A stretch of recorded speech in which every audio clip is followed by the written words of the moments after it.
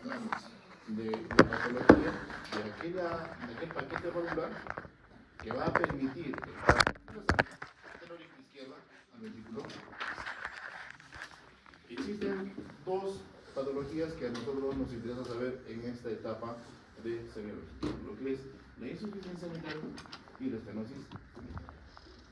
Vamos a llamar insuficiencia mitral a toda aquella patología en este paquete valvular que permite el retorno de la sangre del ventrículo izquierdo hacia la aurícula izquierda. Permite el retorno. Un retorno que no es normal, un retorno que no es fisiológico. Miren que la estenosis mitral va a ser aquella patología que va a dificultar, que va a poder producir una obstrucción en la salida de la sangre de la aurícula izquierda al ventrículo izquierdo. ¿Ok? Entonces, la estenosis es la obstrucción de la salida de la sangre de aurícula izquierda al ventrículo izquierdo, y la insuficiencia es la permisividad de un retorno anómalo, no fisiológico, de la sangre del ventrículo izquierdo hacia la aurícula izquierda.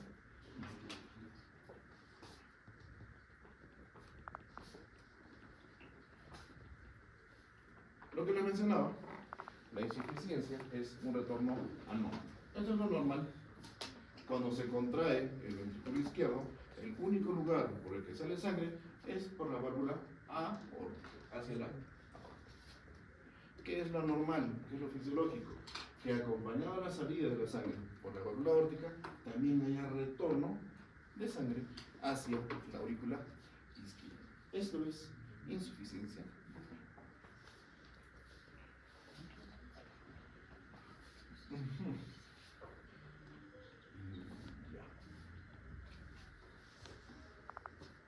¿Cuáles son los agentes causales que pueden producir insuficiencia mitral? Van a haber tipos de lesiones que son orgánicas, van a haber tipos de lesiones que son funcionales, van a haber tipos de lesiones que son infecciosas. Por ejemplo, las orgánicas se van a dividir en estos tres subtipos: tipo 1, tipo 2 y tipo 3A. ¿Por qué se llama orgánica? Porque afecta específicamente al aparato valvular. En el tipo 1 vamos a conservar un movimiento. La válvula no va a dejar de ser funcionante en cuanto a su movilidad. ¿No? ¿Quiénes son los que pueden dar un movimiento normal todavía en la válvula mitral? Las endocarditis, cuadros degenerativos por la edad, con una calcificación, por ejemplo, y anomalías congénitas. Todavía permite un movimiento adecuado del aparato. Un movimiento excesivo me lo va a dar cuadros degenerativos, como los velos redundantes, agentes traumáticos y agentes infecciosos. Mientras que el tipo 3A es un movimiento restrictivo cuando se da la diástole, cuando el ventrículo izquierdo empieza a llenarse. Neuropatía reumática, cuadros inflamatorios, aparte de los reumáticos, y también cuando hay cuadros infiltrativos a nivel de los venos. Esto es cuando hay compromiso orgánico. ¿Qué pasa con el compromiso funcional? Acá lo que se va a dar principalmente son alteraciones que se van a dar a nivel del músculo cardíaco, que va a producir un movimiento normal o incluso alguna restricción cuando se da la sístole ventricular. Caso de miocardiopatía, la miocarditis y las disfunciones ventriculares. Entonces, yo debo entender que van a haber cuadros de insuficiencia mitral en los cuales la movilidad de las valvas va a ser conservada y otras en las cuales va a haber restricción de sus movimientos, ya sea porque hay un problema a nivel de miocardio o porque hay un problema degenerativo que puede producir esta alteración.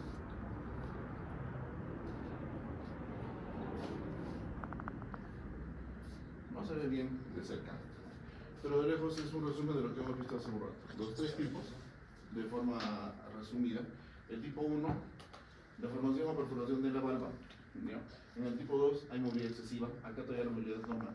En el tipo 2 hay movilidad excesiva de las valvas con desplazamiento del borde libre de este aparato valvular. Y en la parte 3, en la 3A, un movimiento que es restringido, que ya hemos dicho, ¿no es cierto? Este tipo 3 es aquel que da mayor compromiso en la hemodinamia al momento de detectarse. Este es el que más compromete al paciente, no tanto los otros dos.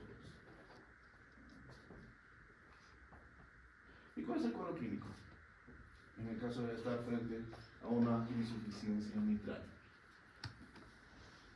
debemos tomar en cuenta que hay cuadros tanto de instalación aguda como de instalación crónica. El cuadro agudo, el cuadro que se instala rápidamente, lo primero que va a provocar es un cuadro clínico caracterizado por manifestaciones de falla cardíaca. La falla cardíaca, la principal manifestación cuando se da de forma aguda es la disnea. Acompañado de esto, siempre con manifestaciones respiratorias, el edema agudo del pulmón. También se puede dar cuando la insuficiencia se manifiesta de forma aguda, rápida. Pero si es larvada en el tiempo, si su presentación o su evolución es muy prolongada en el tiempo, vamos a encontrar disnea también, pero esta disnea es progresiva, se manifiesta al esfuerzo o a la actividad. Y en algunas ocasiones, dependiendo de la severidad del cuadro, podemos encontrar en el paciente hemoptisis. Pero ojo, esta hemoptisis no es porque haya un antecedente infeccioso o porque se trate de un edema agudo de pulmón, por ejemplo. No, estas hemoptisis van a resultar como laceración de la vía respiratoria superior por los accesos excesivos de tos que presenta el paciente. Ese es el cuadro clínico que presentamos tanto en el cuadro agudo como en el cuadro crónico.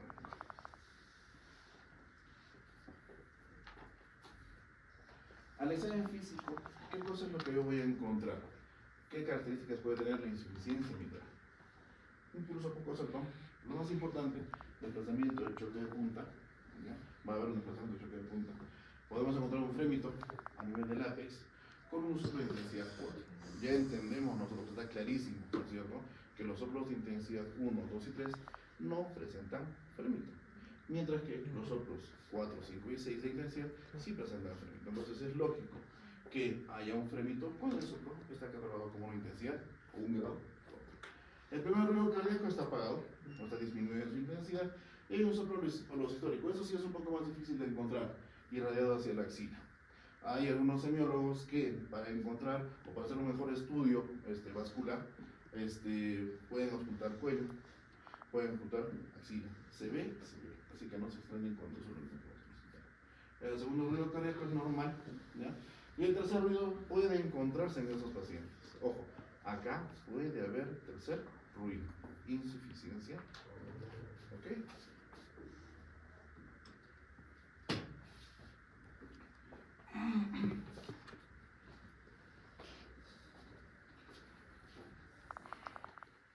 ¿Cómo es que se da el compromiso a causa de una insuficiencia mitral? Ya.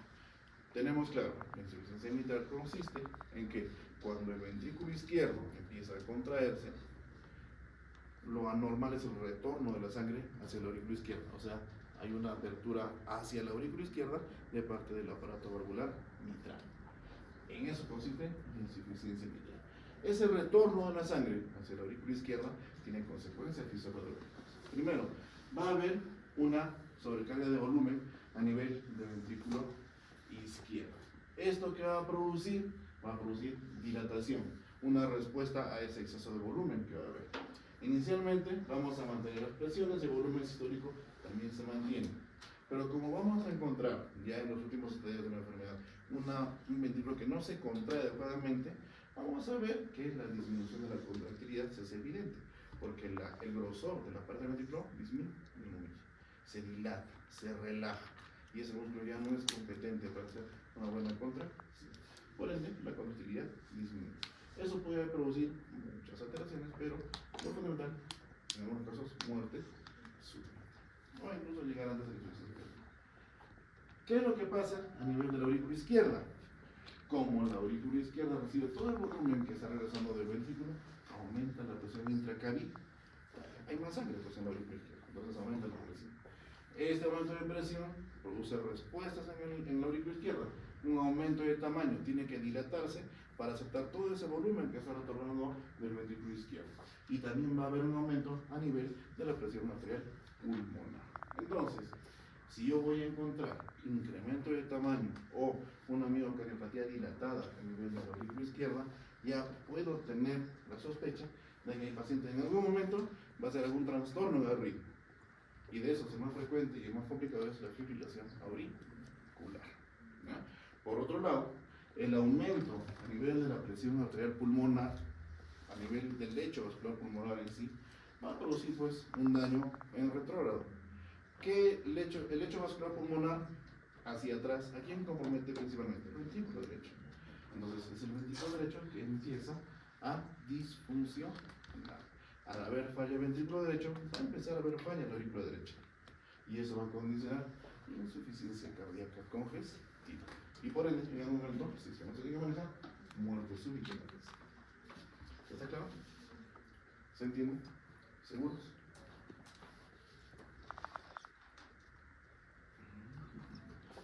¿Y cómo es el diagnóstico? Nosotros en la mano tenemos tres formas de hacer el diagnóstico. Lo que es el hallazgo a nivel del ecocardiograma, a nivel de radiografía de tórax y el eco Doppler.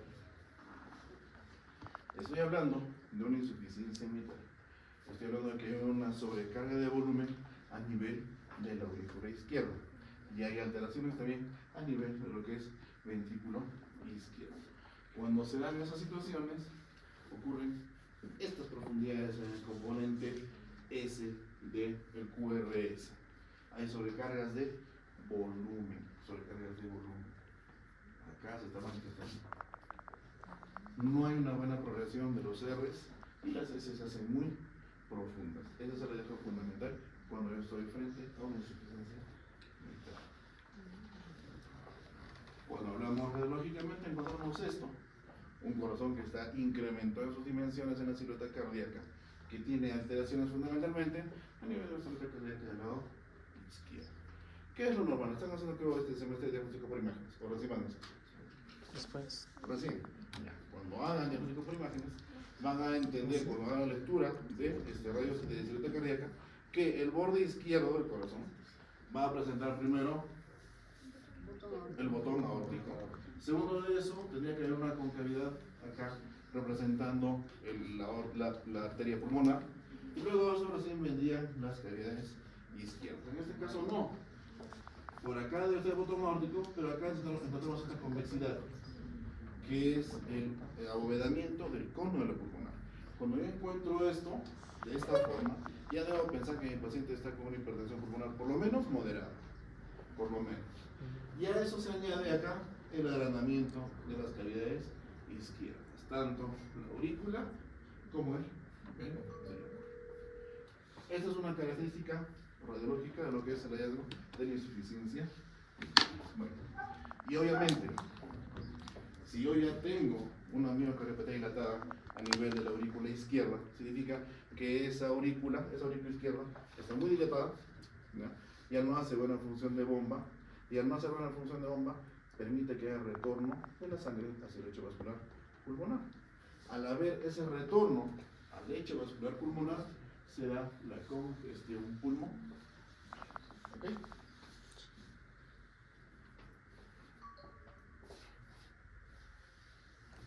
El Doppler. Con esto yo determino si la insuficiencia mitral tiene un componente orgánico o es netamente funcional. Acá vemos las cuatro cámaras. Aurícula izquierda, aurícula derecha, ventrículo derecho, ventrículo izquierdo. Mitral. ¿Qué es lo normal? Que la sangre fluya solo de la aurícula hacia el ventrículo y nunca retorne. En este sentido, siempre. Cuando yo estudio flujos con el Doppler, pongo el transductor en el punto en el cual yo quiero estudiar el flujo. El radiólogo lo coloca a nivel del aparato valvular mitral. Todo aquel flujo que se aleja del transductor se dibuja en rojo, y todo aquel flujo que retorna se traduce en un verde amarillento. Acá hay flujo que retorna. Es por eso que se dibuja esta coloración del ventrículo hacia la aurícula. ¿Ok? Ese es el hallazgo que tenemos nosotros cuando estudiamos la insuficiencia mitral en el paciente. ¿Se entendió insuficiencia mitral? Sí, fácil. A ver, otros, mira. Las depresiones grandes de la onda S, ¿en qué derivaciones se ven más? Precordiales. Todas las A precordiales. ver.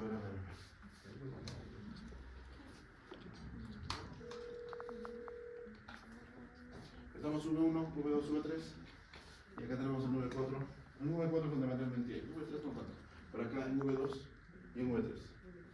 ¿Ya? En las precordiales. Cuando nosotros hablemos de estudio de valvulopatías en general, vamos a preferir utilizar siempre las precordiales, ¿Por qué? Porque en las precordiales es donde se hace, es el estudio real que nosotros realizamos con el EKG, ¿no es cierto? Muy poco se valora lo que es las de los miembros. ¿Por qué? Porque esto más nos sirve para determinar el eje eléctrico, para determinar la frecuencia cardíaca, etcétera, etcétera. Pero las precordiales, fundamental para lo que es el estudio valvular, ¿no? De cualquier tipo de válvula.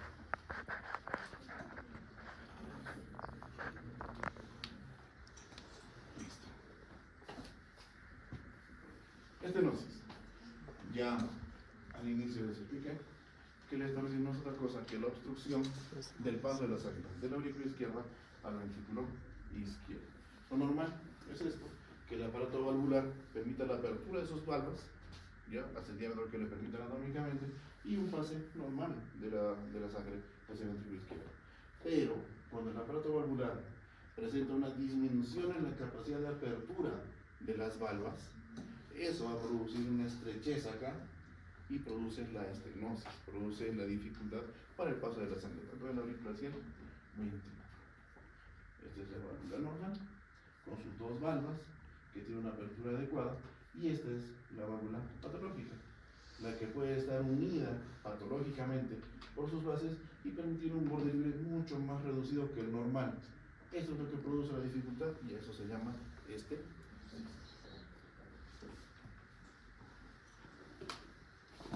Muy bien.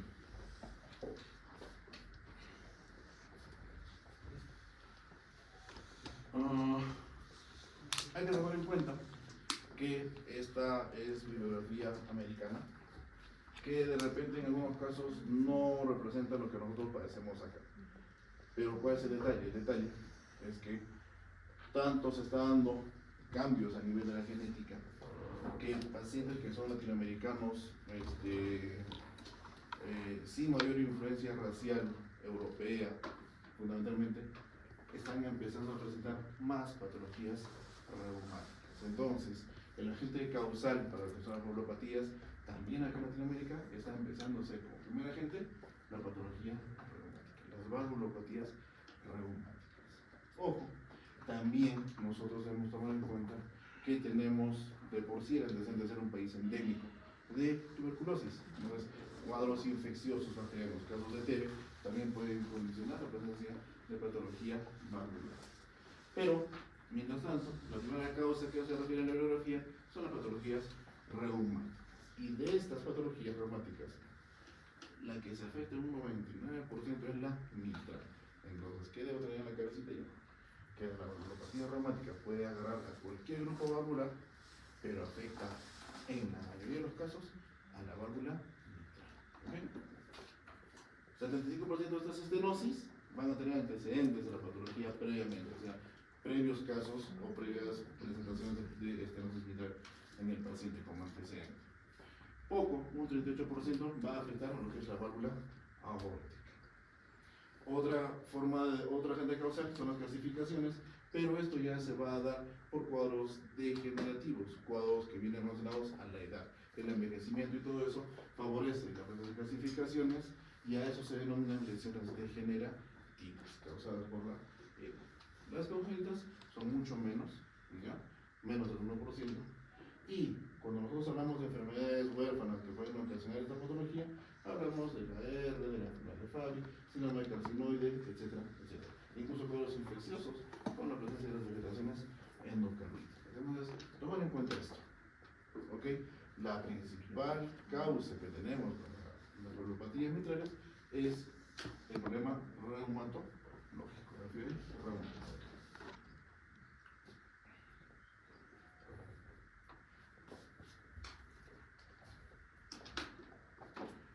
Clínicamente, ¿qué cosas es lo que yo voy a presentar?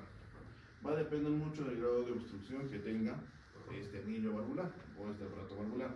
Cuando la obstrucción es leve, o sea, la apertura de la válvula se encuentra muy poco comprometida, casi no va a haber síntomas en el paciente, puede llevar su vida prácticamente normal. Pero ¿qué pasa cuando esa obstrucción es mayor? Va a haber fundamentalmente consecuencias a nivel de las presiones a nivel auricular izquierdo, a nivel de la dilatación y la hipertensión arterial que se va a dar en el lecho vascular. Va a haber elevaciones a nivel de las presiones auriculares izquierdas. Lógico, si el aparato valvular, que es la válvula mitral produce una obstrucción para la salida, disminuye el diámetro de apertura, la aurícula izquierda va a tener que contraerse con más fuerza para intentar vencer esa resistencia. Eso va a producir elevación de las presiones a nivel de esta aurícula, ¿ya? Ahora, estas presiones elevadas a nivel de la aurícula, cuando continúa la enfermedad, cuando no se da un manejo, tiene un compromiso retrógrado. Y el compromiso retrógrado es hacia la presión venosa y capilar pulmonar. Empieza a haber congestión pulmonar. Y si hay congestión pulmonar, tenemos disnea, tenemos edema pulmonar, tenemos mecanismos de defensa como la tos, y si estos accesos de tos son muy persistentes, tenemos hemólisis. Eso cuando es el cuadro inicial, cuando la estenosis recién se ha instalado y el músculo, el miocardio a nivel de la aurícula izquierda está que batalla y batalla. Pero ¿qué pasa si ya pasó mucho tiempo? El músculo se cansó y empieza a caer en miocardio dilatado. Va a haber dilatación de la aurícula izquierda. Y con la dilatación de la aurícula izquierda hay mucho más compromiso hemodinámico. ¿Qué hemos dicho? Cuando se dilata la aurícula, aparecen los trastornos también de fibrilación auricular. Si hay fibrilación auricular, y si yo sé que la fibrilación auricular es esa taquiarritmia que produce cardioémbolos a discreción, tengo riesgo de aparecer una trombosis auricular o un infarto auricular. Tromboembolismos sistémicos también. Así como la FA produce cardioémbolos que pueden producir ACVs isquémicos, puede producir infartos de miocardio, puede producir infartos mesentéricos, puede producir infartos renales, etcétera, etcétera. Disfagia, como parte del cuadro clínico, disnea, obviamente que sí, y parálisis de la cuerda vocal. Eso por crecimiento de la cavidad y por irritación que se produce a nivel del nervio laringio recurrente. Cuando se echa anatomía, ¿por qué es recurrente el nervio laringio? Porque cuando regresa, ¿no es cierto? Entonces, al regresar, ese retorno se ve alterado en su curso por el crecimiento de la aurícula. Produce un efecto de masa y eso produce la parálisis de esta cuerda. Muy bien, la hipertensión arterial pulmonar es el compromiso vascular a nivel del lecho pulmonar, con insuficiencia tricuspidea como consecuencia retrógrada, insuficiencia ventricular derecha. Ya hemos dicho nosotros, si hay un compromiso vascular, si hay hipertensión pulmonar, el que va a sufrir es el ventrículo derecho, con todas las complicaciones que eso va a traer.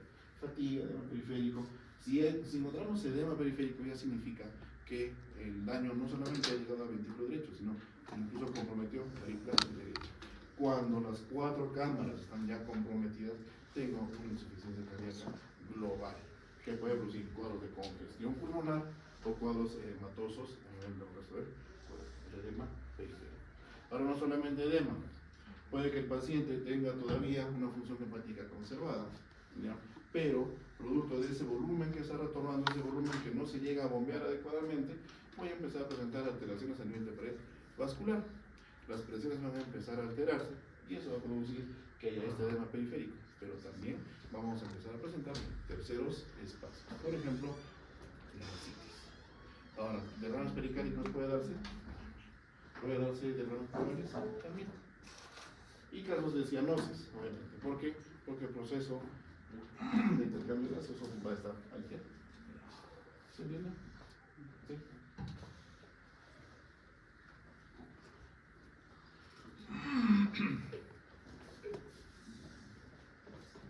Pregunta de examen. ¿Sí? Es importante que ustedes sepan cuáles son las dimensiones de la válvula para catalogarlo como una estenosis leve, moderada o severa. ¿Ok? Hay que tomar en cuenta. Yo voy a encontrar valores normales para el diámetro de la válvula mitral cuando estos son de 6 a más centímetros cuadrados de superficie, de área. Pero esta área se va a ver disminuida levemente cuando llega hasta parte de los 6 o de los 5 o menos de 5 hasta más de 1.5 centímetros. Moderada de 1 a 1.5 centímetros cuadrados de superficie y severa cuando es menos de 1 centímetro. Por favor, grábenselo. Simple, es fácil. Es un dato sencillo. Y eso es pregunta de examen. ¿Okay?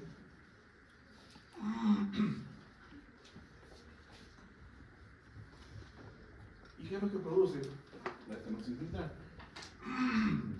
encuentro que el aparato valvular está obstruyendo la salida de la sangre de la aurícula hacia el ventrículo, tengo un impedimento del vaciamiento auricular, lógico. ¿Esto qué cosa genera?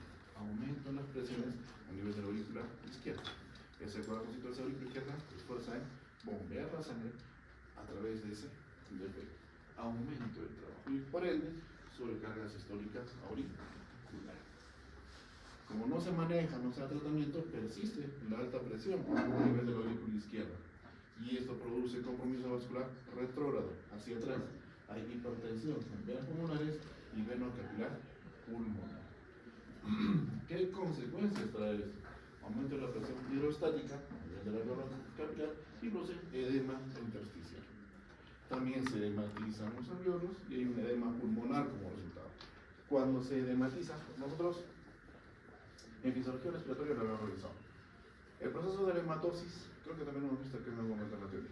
El proceso de la hematosis corresponde a una relación muy íntima entre la pared del alveolo y el capilar, ¿no es cierto?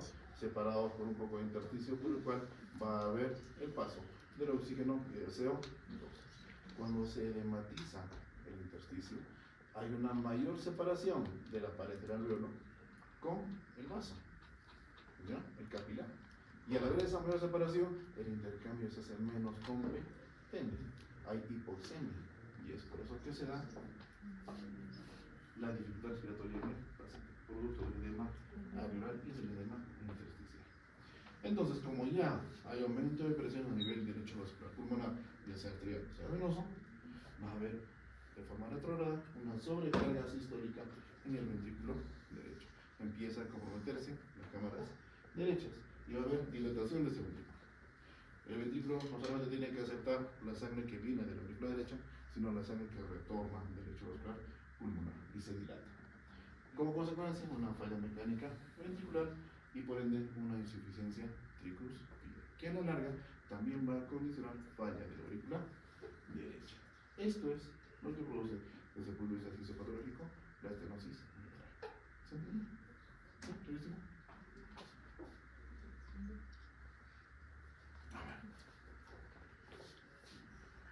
Ya, estereos clínicos, pero será más que todo para que vean como cultura general, no los voy a matar con esto. Pero tiene que ver con los pacientes que presentan síntomas versus los pacientes que no presentan muchos síntomas. Hemos dicho que si la estenosis es leve, la sintomatología va a ser prácticamente nula. A medida que va incrementando el daño a nivel del aparato valvular y se va cerrando más esa área, esa superficie por la cual va a pasar, entonces los síntomas van a ser más severos. Esto trata de eso en general. Habla de lo que es la alteración valvular de la alteración anatómica valvular, sus compromisos hemodinámicos y las consecuencias también con los síntomas que vaya a presentar. Entonces, está claro, aquel aparato valvular que por lo menos tenga más de 1.5 centímetros de superficie, todavía va a permitirle al paciente ser funcionalmente independiente. Pero si encontramos algo menos que eso, ya vamos a encontrar una disnea, al menos, una disnea al reposo. Y eso es una cosa funcional, o sea, el paciente ya no es funcional.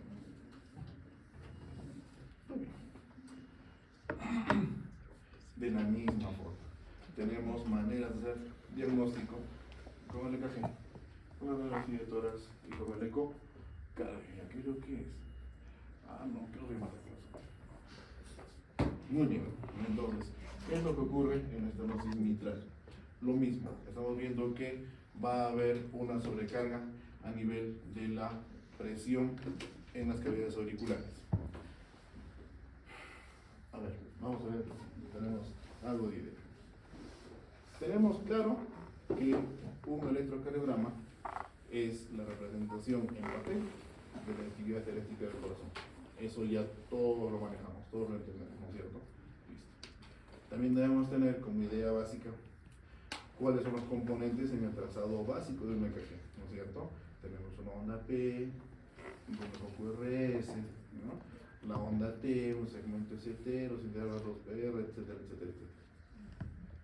De ese trazado electrocardiográfico hay componentes que son específicos para la aurícula y componentes que son específicos para el ¿ok? Cuando hablamos de contracción auricular, de despolarización a nivel del miocardio en las aurículas, hablamos de la onda P. Cuando hablamos de contracción ventricular o despolarización del músculo del miocardio a nivel de los ventrículos, hablamos del complejo QRS. ¿Ok? La onda P representa la contracción de ambas aurículas, tanto de la izquierda como de la derecha, cada una de esas en su voltaje adecuado, como para que no haya ninguna alteración en el trazado de la onda P. ¿Ok?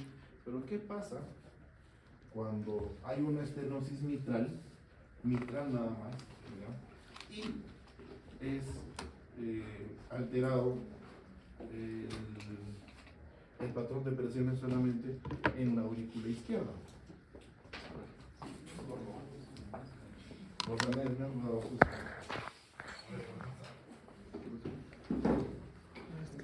muy bien, entonces, No sé. vamos a dibujar una onda P normal.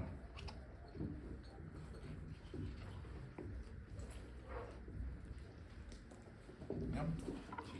Súper agrandada. Es una onda P normal.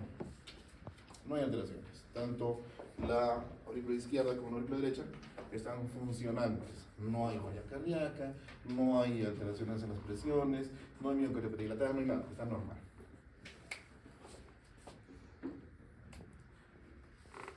Esta onda P se parte en dos. El primer componente corresponde a la aurícula derecha y el segundo componente corresponde a la aurícula izquierda. ¿Por qué en ese orden, doctor? Porque la aurícula derecha es la que recibe el estímulo directo del nodo sinusal y es la primera en contraerse.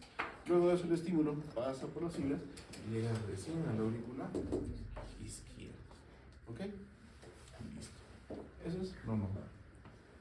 ¿Qué pasa si la onda P tiene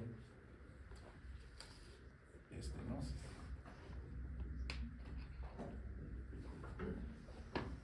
O se manifiesta una estenosis mitral. Hemos dicho que la aurícula derecha va a contraerse, va a permitir paso por la tricúspide de la aurícula izquierda hacia el ventrículo izquierdo. Mientras que, perdón, la aurícula derecha, ventrículo derecho. Mientras que la aurícula izquierda se contrae y el paso de la sangre se da a través de la mitral. Si hay una estenosis mitral, significa que la onda P, significa que la aurícula izquierda se contrae más fuerte, ¿no es cierto? Y si se contrae más fuerte, va a haber un grosor incrementado en su pared. Si se incrementa el grosor en la pared, ¿qué significa? Que hay más músculo que está haciendo esa fuerza. Y si hay más músculo, deben ampliarse el número de terminaciones nerviosas para estimular todo ese grosor de músculo. Entonces, significa que cuando se dibuja la onda P en el electrocardiograma, se da esta situación. La onda P de la aurícula derecha se mantiene normal, pero la onda P de la aurícula izquierda dibuja esto. Esto es una melladura. Las ondas P empiezan a mellarse. ¿Y eso dónde nos vamos a encontrar? Derivación 2. Voy a apuntarse por acá. Derivación 3 también. ¿Qué más? ¿Dónde más? Ahí, fundamentalmente. ¿Dónde más está mellada? No hay más. Son varias patologías. Pero fundamentalmente esto. Acá está la melladura. Y acá está la mella. O sea, no solamente está la contracción normal de la aurícula derecha, que es esta de acá, así, sino se proyecta, se aumenta la contracción de la aurícula izquierda. Entonces, eso es lo que yo encuentro acá. No tiene que ser en todos los focos, tampoco tiene que ser un hallazgo muy grosero, o sea, tiene que tenerse la práctica y buscarlo. O sea, si yo encuentro a mi paciente, por ejemplo, allá, vámonos a lo que es examen precoz. ¿Qué foco tengo que auscultar para evaluar una estenosis mitral? Foco mitral, ¿no es cierto? ¿Qué tengo que encontrar en el foco mitral para sospechar de una estenosis mitral? ¿No? ¿Qué tengo que buscar? ¿Qué tengo que buscar? Un soplo. El soplo tiene que ser sistólico o diastólico en estenosis mitral.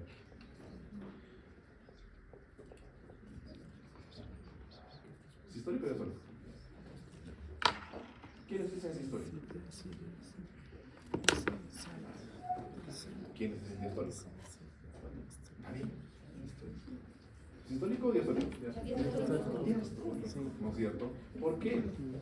Porque es en el momento en el que el ventrículo izquierdo se está empezando a abrir que se manifiesta ese chorro anómalo a través de la válvula mitral, por ese cierre que es insuficiente.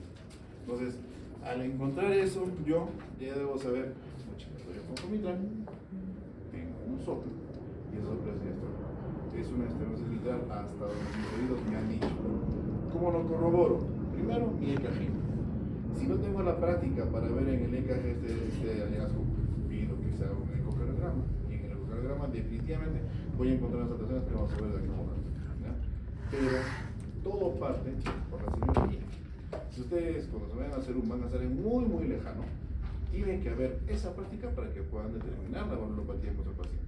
Y así poder mandarlo de referencia lo más pronto posible. Puede que lo reciban estable en un momento, pero 2 o 3 días después ese paciente se va a poner inestable si es que la enfermedad tiene mucho tiempo. Así que depende mucho de vuestro oído y la práctica. ¿Ok? Entonces, eso es, incluso creo que ya algunos establecimientos atienden EKGs. Así que con eso más estamos bien. ¿Sí? ¿Se entendió? ¿Qué más? A ver. En la radiografía de tórax. En la radiografía de tórax. Nosotros cuando tenemos estenosis mitral vamos a encontrar lo que nos indica la lógica, dependiendo en qué momento lo encontremos. Si estamos en una miocardiopatia hipertrófica o en una miocardiopatia dilatada a nivel de aurícula izquierda. Si fuese dilatada, tendríamos que encontrar compromiso parailiar, un reforzamiento parailiar. Ese reforzamiento parailiar se da cuando la presión vascular en el lecho vascular pulmonar se encuentra incrementada. Y si se encuentra incrementado, ya tengo que sospechar que hay una hipertensión pulmonar. Y si hay hipertensión pulmonar, significa que mi aurícula izquierda ya está en estadio de miocardiopatia dilatada. Ya no funciona esto como bomba, ¿no? Hay un crecimiento de la aurícula izquierda. También acá se va a manifestar ese crecimiento, ese reforzamiento que es bilateral y lo que les decía, lo normal en la vasculatura pulmonar es que se evidencie del tercio inferior para abajo, máximo de la mitad para abajo. Pero cuando yo encuentro patrón vascular que vaya en orientación cefálica, o sea, hacia los ápices, ya tengo que sospechar también que hay una hipertensión pulmonar. Y acá, esto es el automóvico que también está prominente. Esto es lo típico en un paciente que tiene estenosis. Salud.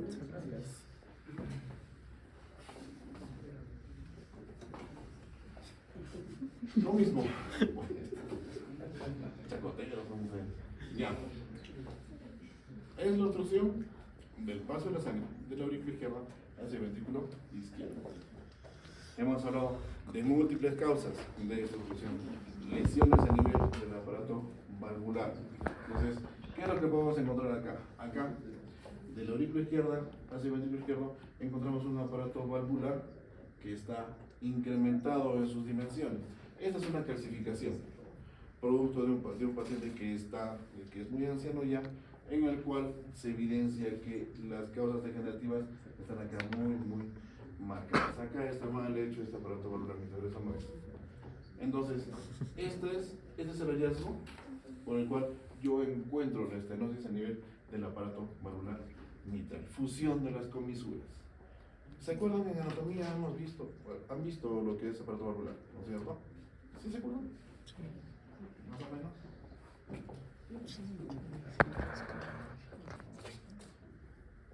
Anillo valvular, ¿no es cierto? ¿Por qué es mitral? Porque tiene dos.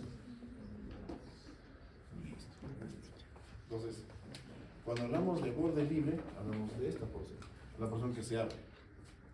¿Ya? Entonces, esa porción, en esa imagen, está toda clasificada acá. producto de la degeneración. A eso llama el texto fusión de las comisuras y dilatación auricular isquial. Todo lo que es el aparato valvular, iniciando por los bordes y terminando en el borde libre, está unido o está esclerosado. ¿Qué más? No, la ubicación lo dejaremos para otro momento. Muy bien. Esta no se invita, ¿se entendió? Sí, está claro. ¿Alguna pregunta? Preguntas que las voy a hacer en la siguiente clase. No. Si lo han tenido, seguros, no hay más. ¿Ya? Listo. Entonces, ya hemos terminado la odontología mitral. Si no la pregunta, chicos, gracias por haber venido. Gracias por la atención.